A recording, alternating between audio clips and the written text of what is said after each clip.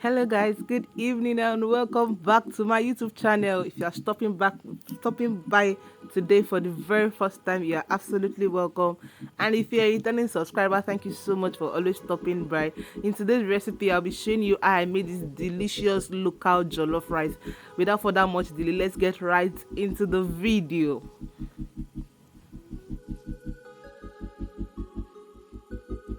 So guys, here I am boiling my meat. I washed and rinsed it, put it into my pot, lit the fire, and I'm adding my seasoning cubes here. I added seasoning cube, my ginger and garlic powder, and salt. I stirred it for a bit, then I covered it to allow it cook in its own juice till it is to my preferred tenderness. So here I am frying it with both vegetable oil and palm oil. I'll be frying my meat because I want my meat to release its juice and flavor into this oil before I cook. So here my oil is hot and I'm going in with my meat.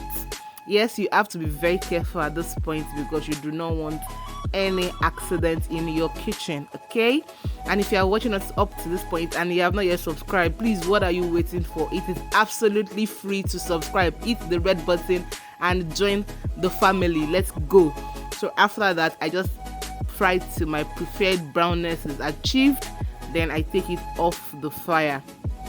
Please share this video out, tell a friend to tell a friend to subscribe to the channel. So here it is brown to my preferred brownness, and I'll take it off the heat immediately.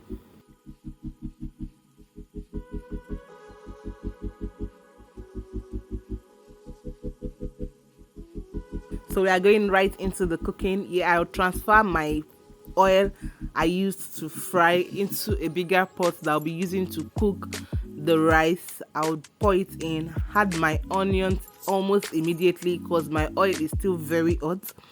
I'll pour in my onions and I'll add in my tomato paste. Then I'll stir fry for some minutes before I proceed to other ingredients.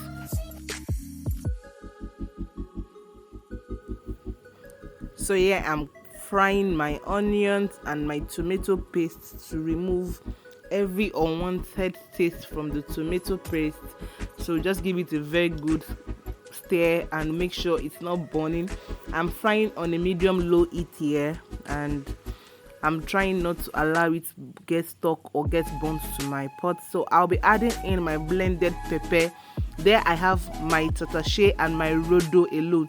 My tatache bell pepper and my rodo scotch bonnet pepper. Those are the two things and I have in this blended ingredients, and my onions.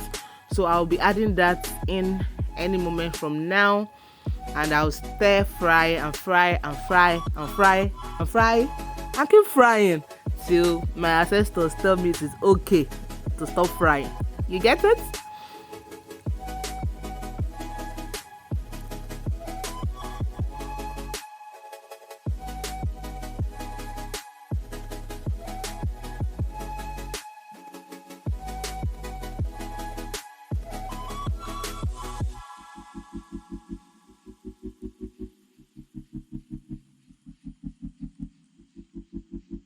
Please take your time to fry it properly. So I'm adding in my bell pepper, my scotch bonnet pepper, and my onion mix. It's not completely smooth. This is just how I like it. So this is what I'm doing right now. I am frying it, then I'll be adding in my crayfish. So I added my blended crayfish. I added half of it, and I'll add the remaining half towards the end of the cooking. I added my salt and my seasoning cubes, and I stir. Make sure you fry it very well. You have to fry it very well. Yeah, at this point it is already fried to my preferred taste. When you see the oil floating on top of your stew like this, you know your stew base is ready to accommodate everything it wants to accommodate. So that's what I'm doing here. So you can still see how lush it is right now. I fried it a little bit more, then I went in with water, covered it to boil, then I had in my rice. That was what I did at this part, at this segment, in this section. Please, if you have watched on to this point, please subscribe to my channel, please. It costs you nothing. Subscribe to the channel. So yeah, I'd already poured in my rice and it has boiled a little. Then I had in my shrimps, my dried shrimps to eat, and my smoked fish. Then I covered it to cook. Then I added the remaining crayfish. Yeah, I added the remaining crayfish to it and allowed it to marry itself together in its goodness. The fish and the prawns and the crayfish, they are giving what it's supposed to give. So at this point, it's almost done. I just poured in my meat so that they can cook together, they can marry each other, have time to speak to each other, you understand? So at this point, my food is almost ready. I just added the only scent leaf I have in my kitchen. I added it to it to at least give it that native taste. Yeah, that native flavor I want. So that was why I added it. It's not much. You can add as much as you want or as little as you want, or you can even skip it if that is what you want.